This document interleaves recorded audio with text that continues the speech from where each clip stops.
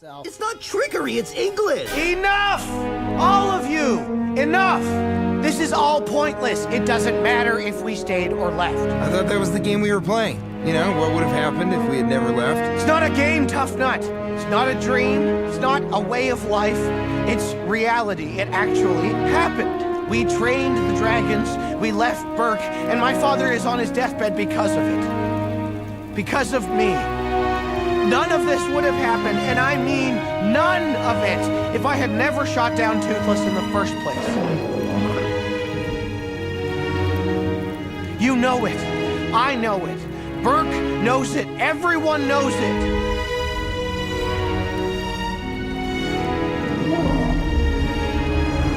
Even he knows it.